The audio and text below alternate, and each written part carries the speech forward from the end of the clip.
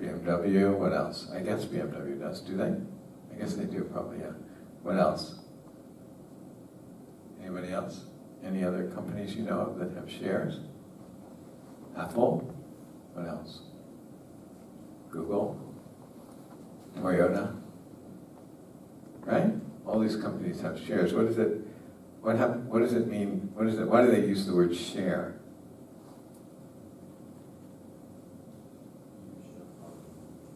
You share part of the ownership of the company, actually, right?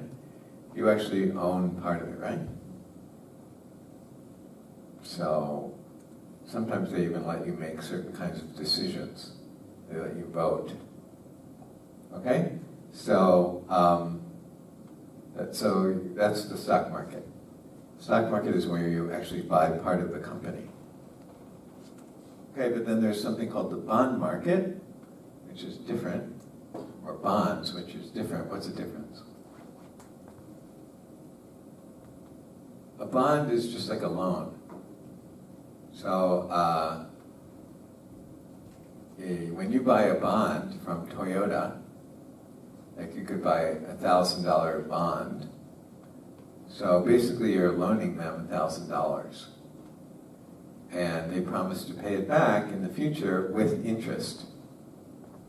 So it's just like you loan the bank $1,000 and they pay you back with interest. And you can also loan Toyota. It's the same deal, right? You know. Okay? You can make any kind of deal you want in this world, right? If you find somebody else who's willing to do it with you. But there are certain ones that are sort of standardized. And bonds are like the same model as putting money in the bank, which is also standardized, right? So you can give the bank money, you can give Toyota money. So which is more safe? Which is safer, the bank or Toyota? The bank, but Toyota's pretty safe, right? Right? Maybe not quite as safe as a bank, but it's pretty close. On the other hand, a friend of mine just wrote to me, and he's told me that he inherited some money, and so he started to invest in the stock market. And he invested in these kinds of stocks that I think are called penny stocks. So they're very low priced. Usually they're just entering the stock market. And I think he said he paid $1.70 per share. So penny stocks are, let's say they just new companies on the market.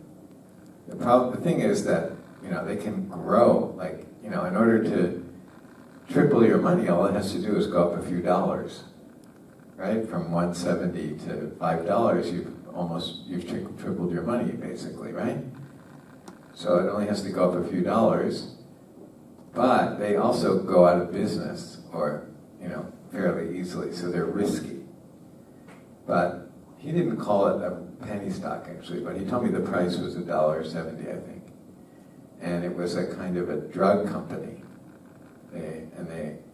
And he was expecting certain news to be released. And he said, if that is positive news, I don't know, maybe it was a regulation about their drug, or I don't know what it was. And then he said he was going to make a lot. But anyway, he said even in the last, what did he say, about 7 months, 6 or 7 months, his initial money, he just put in $27,000, and he said it was up to $85,000 in a couple different, I don't know how many different stocks he bought, but that's partly a function of the fact that right now the stock market is doing very well. So anybody can make money in the stock market when it's doing well, right? But it doesn't mean that he knows what he's doing in a certain sense. But maybe he does, yeah? Professor, I even know some students in this university who make money. Yeah, right, of course. But, the only thing I can say about that's great, but the only thing I can say is that it's a little bit misleading. What I mean is misleading, maybe he thinks he's not, so he said, I think I know what I'm doing. I think I'm doing, I sort of have, I've discovered how to do stock trading. And he might have, but he also might have just sort of been riding the market, right? He doesn't really know that what he's doing. Okay, so anyway, I don't know the answer to that, but anyway, going back to bonds. So some companies, so if you're going to buy a bond from that company that his drug company, that's probably not such a safe, I'm not talking about buying their stock. I'm saying if you make a loan to them, they may go out of business, they declare bankruptcy, they don't have to pay you back. Right? So that's not nearly as stable as the bank, or as safe as the bank.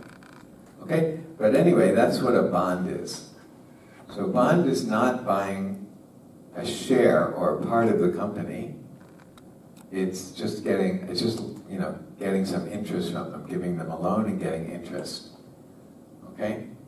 So it's a different situation. But if it's Toyota, it's very stable, right? But if it's something else, it may not be. But anyway, you can see how the math that we just did applies to bonds also, because it applies to banks, right? So it's the same thing. Okay, so you can use that math to figure out the bond value as well, okay? But we're not going to go into it. Okay? So that is the end of our discussion of finance. Okay, we're done with finance. So the rest of your finance will come in your finance class. Okay? But we covered the basic math, so hopefully if you see it, you won't stumble over the math. Okay? Anybody have any questions? Okay. Okay, then we're going next to what is our next homework assignment?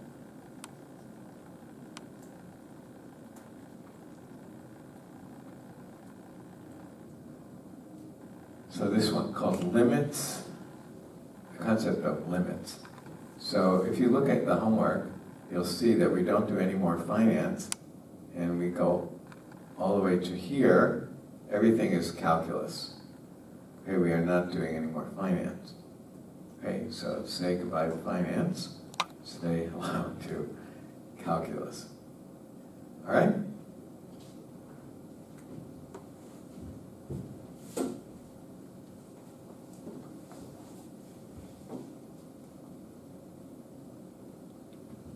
So calculus is much more related to maybe economics.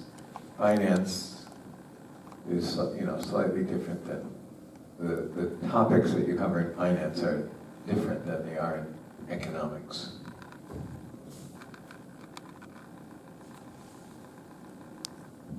So we already talked about some functions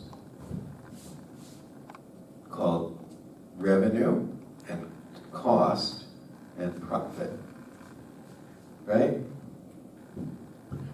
Like, I suppose if we said something like, you sell, iPhones,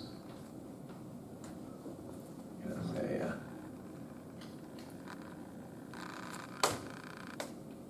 is that right? Yeah, 100,000 yen per iPhone, right?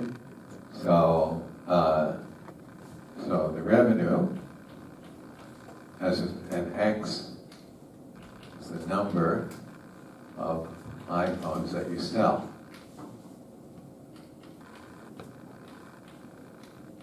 So the revenue is just 100,000X. Right? We talked about that, right? So if you sell one iPhone, you get 100,000. If you sell two, you get 200,000. Right? And if you sell three, you get 300,000. That's called the revenue. And then we talked about cost. Suppose that you are Apple, and it doesn't cost you 100,000 to make. Let's say it only costs you 20,000. So the cost is 20,000 for each one, but then we talked about fixed cost also, plus some fixed cost, right? I don't know what the fixed cost is. figures, but we'll say 10 million. Or let's say 100. Let's say 100 million. Sorry, this is yen. So I want to add 2 more zeros. So that, whatever that is, 10 billion. Okay, let's say that. This is 10 billion. Okay? So anyway, that's the cost function, right? And then the profit function is what? The revenue minus the cost, right? So that minus that. Right? That's called the profit. Okay? So we have some function for the profit, right? Whatever it is. Right? Now here, the function is going to be linear. Right? Let's just make sure. Let's do it. What is it? It's this one is this, so that's 80,000 minus 10 billion.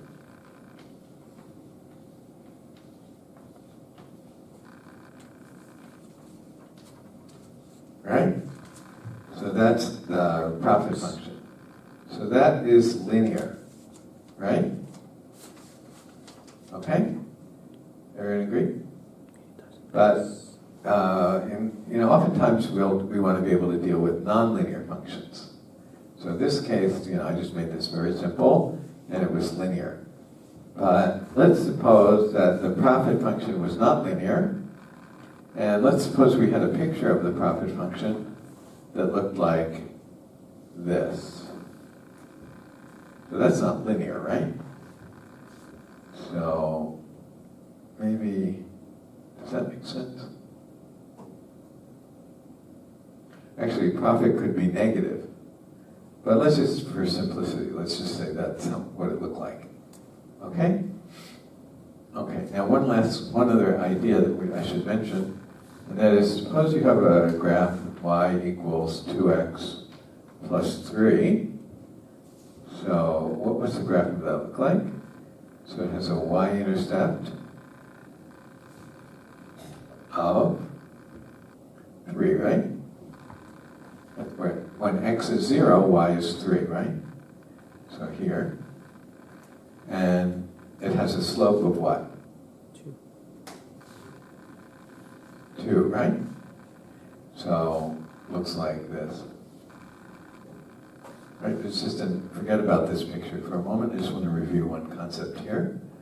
So the slope is called m, is 2, right? What's the definition of slope, though?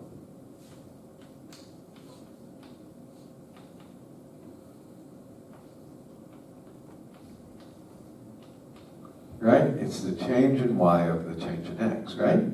So if the slope is 2, that means if you change x by 1, if you move in one unit in this direction, that you should move 2 units in the y direction, right? Like that. So if this is 1, this should be 2. Right? That's what the slope means. Okay, and then, if you move 2 units in this direction, then you should move 4 units in that direction, right? Everyone knows that, right? Okay, so that's called the slope, right? Okay, so what can we come up with an example of this? Let's try this. Suppose I have y equals x minus 10 squared plus 20. Okay, suppose I have that function. That will look something like this. Because, hopefully you've learned that somewhere. This part tells me the fact, okay, we start out with this. What does that look like? Sorry. That will look like that. Okay, so what does this look like? That's a parabola that looks like this, right? But what does this look like? That's a parabola that looks like this, right? Then if you if you do this,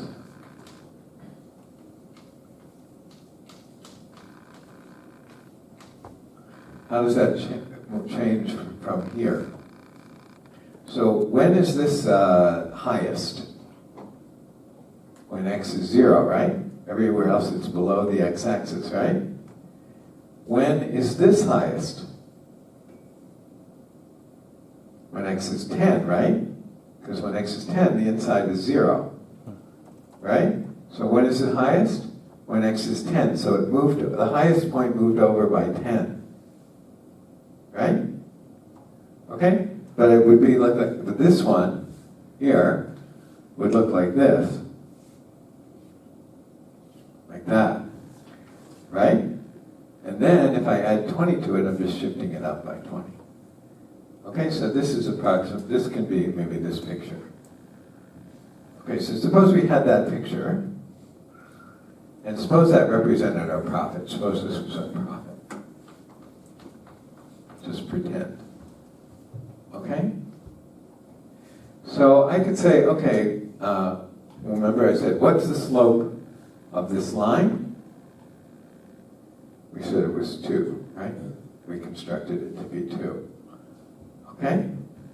Now I'll ask you a not such a great question. I'll say, what's the slope of this line, of this curve? So it's not a good question. There's not, there's not an answer to that, right? There's no slope of this. Right? It doesn't make any sense, right? Slope is for straight lines. It's like saying, what's the color of truth? Right? Truth doesn't have a color, right? What's the color of hot? Hot doesn't have a color. You might think it's red, but hot doesn't have a color, right? You're applying a concept in a place where it's not supposed to be, right? So, and the same thing here. What's the slope of this doesn't make any sense. Okay? However, we will give it a kind of a meaning, or sort of. We will, so everybody knows, I think, if I draw a circle, right? This is called the tangent line to the circle at this point. And then we have a different tangent line at this point.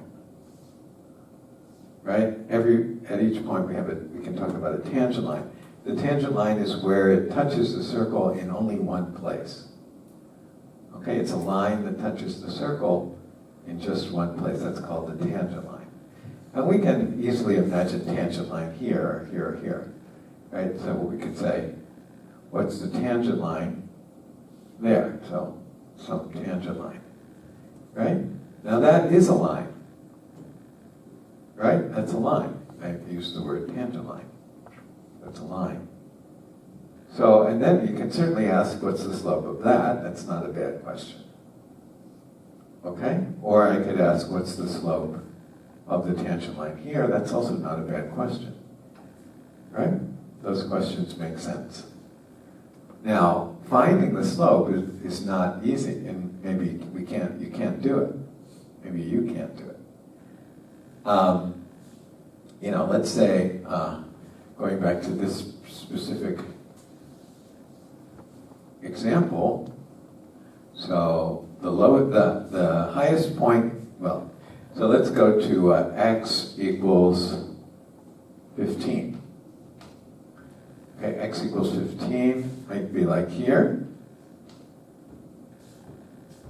And so what's the height? What's the profit when x equals 15? So I have to do 15 minus 10 is 5. 5 squared is 20. 5 squared is 25. 25 plus 20 is 45. So the height here is 45, right? Right? Oh, sorry, you're right. So it's, huh? What's wrong? Yeah, I know, but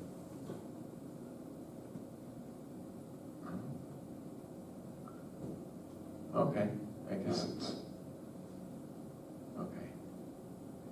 So we're not making any profit. Yeah, but it's 25 negative, so it's negative 5. Okay, so I guess 15 is way over here somewhere. Like that, right?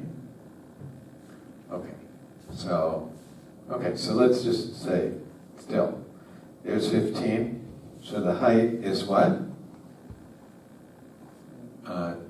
Negative 5, right? Okay? So here's a point, and the coordinates are 15, comma, negative 5. Okay? Now there's a tangent line here, right? Okay? There's a tangent line somewhere there.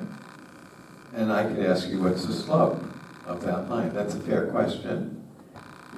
I don't, maybe you can't answer it, but at least the question makes sense. Okay?